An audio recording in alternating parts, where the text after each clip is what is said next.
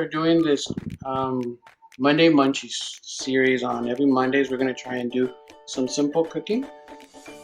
Today I'm gonna teach you guys how to do some mini pizzas, and the ingredients that we're gonna be using are gonna be salt, oil or best olive oil, yeast, water, mozzarella cheese, flour, pepperoni, honey, and tomato sauce or pizza sauce.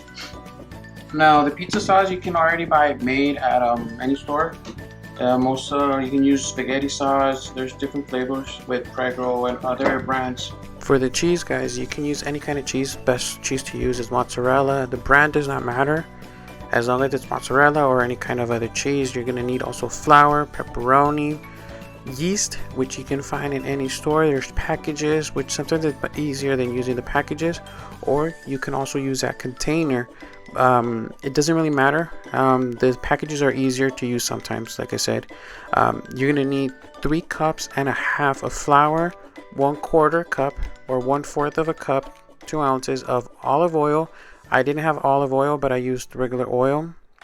It's gonna be 1 cup and 1/3 of water, and it has to be warm water, not hot.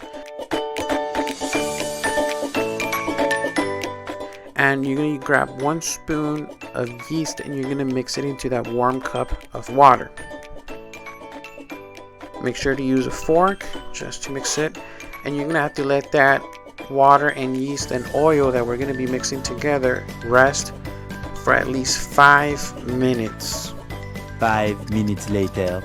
Now the flour, you can measure it with a regular cup or with this measuring cup that I have that is special already for the flour. It's going to be 3 cups and a half. You're going to add 1 spoon of salt, roughly 1 spoon. You can use a little bit more, but make sure not to use too much so that it's not salty. And then you're going to make sure that you mix that with the flour so that all the salt can be mixed in the flour. Now that the yeast and the water and the oil have been mixed, you'll be adding that. I also forgot to say you're gonna add 1 spoon of honey or sugar, whichever you guys have. It's just to contrast the saltiness of the flour that we're gonna be, or the dough that we're gonna be making. Again, seeing now and seeing that the water and the yeast and the oil have been mixed, it looks now a little bit creamy color. That's perfect. And now we're gonna start mixing it by hand with the spoon or with the spatula, making sure all the ingredients mix together well. So we're gonna mix it with the spatula, with the spoon, with the cup for a couple of minutes, roughly 10-20 minutes at the most.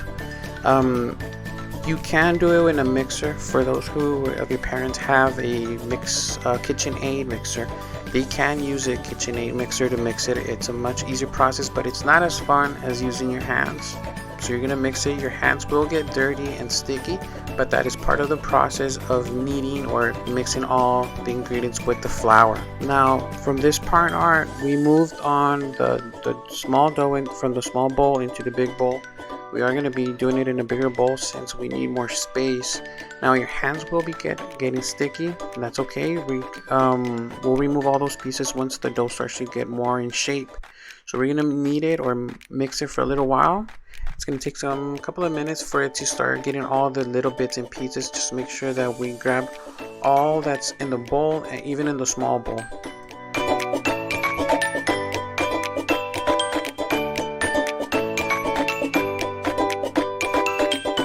And as you guys can start to notice when you start working with it, it starts to forming more like a ball. And you can start cleaning, like I said, the bowl with the dough, taking the little bits that were left. And now it's time to knead it. Now that means that we're gonna start kind of beating it on the table to countertop, so that it starts looking more smooth, because right now it looks very grainy, and you're gonna notice it right now. But the way to knead it is you fold it and you fold it again, and then you push it to the front. Fold it again, and then push it again to the front. Your parents can help you do this part, or they can make a little piece for you guys so that you guys can do it yourselves as well with a smaller piece of dough, because the bigger the dough, the harder it is to knead it. Now this is how the dough is supposed to look. It's supposed to look very smooth, not grainy like how it started to look at the beginning. Now the best way to know is you roll a little ball, spread it in between your hands, and as long as it does not tear easily, like see right here, I'm stretching it. It tears a little bit, but not as much as if it were not to be ready. So as long as it's not ripping like easily, that it looks almost like gum, then the dough is ready for it to rest. Now we will be letting the dough rest for at least 30 minutes. We actually need to put the dough in a mixing bowl or in a glass bowl so that it can rest. We will need to cover the bowl with olive oil or something that doesn't allow it to stick. So right here I'm covering it very well with oil, letting it rest again 30 minutes, and the oven needs to be at 400 degrees Fahrenheit. A few moments later. While we wait for the oven to keep on heating up, we can start making little small balls of dough for the mini pizzas that we're going to be making, like I said at the beginning.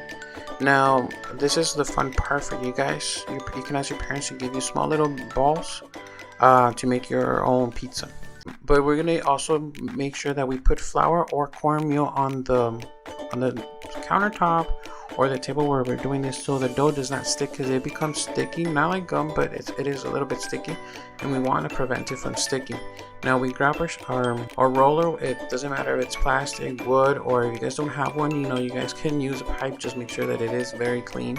We roll them to like medium sizes, 5 inches, 6 inches, or even smaller if you guys just want to make pizza bites. Like I said, it will stick a little bit, so you will need to put flour also on your roller so that it doesn't stick and cause you any troubles to making the little pizzas. So as you can see, it's like making tortillas. Small, it's not too big, not too small, but it comes out perfectly. Now we are going to start using the tomato sauce that I mentioned earlier with the ingredients. I only made 6 for now, but the recipe that I'm giving you guys can make up to more than 6 or 2 big ones or a very large one. So we're going to need just mozzarella and pepperoni for these 6 pizzas that we're going to be doing. Now we are going to be using a spoon, regular spoon, to put tomato sauce on each of these. Now we will be using at least 1 spoon in each. Kind of estimate it, tell your parents how much, but make sure to cover all the pizzas all over edge to edge. You can put more or less depending how much you guys like the pizza, if it's very saucy or just not that much tomato sauce in it, but just make sure that you do cover all of it. So you can do this little by little so that you don't put too much if you don't like it too much, and just make sure that you do cover all of the 6 I'm going to be covering all of the 6.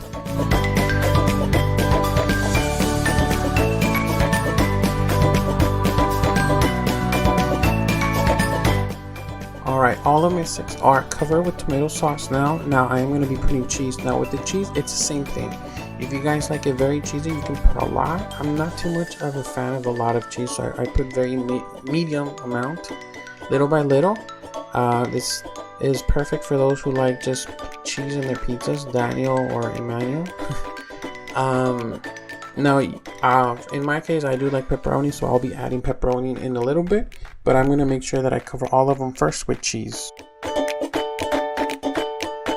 Alright, so now that I'm almost done putting pepperoni to all of them, you guys can also add other ingredients: pineapple, ham, meat, frijoles, anything that you guys like to put on your food, on your pizza, jalapenos.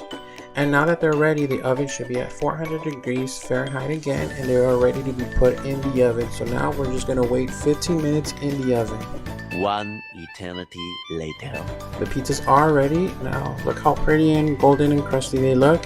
They are ready to be eaten. Remember, they were supposed to be there 15 minutes at a temperature 400 degrees. Please wait a little bit so that we can start getting ready to cut them.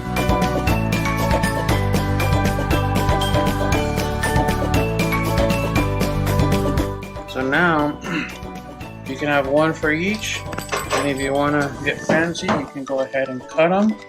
Careful, remember to tell your parents to cut the pizzas for you, because even adults can cut themselves. And now you can eat it all, guys. So any questions, guys? send them to us. Remember the ingredients, we're gonna put them on the video. Please send us pictures. Tell your parents to take pictures of how your pizzas came out, how fancy they got, and we'll see you guys next Monday. You guys have a good one.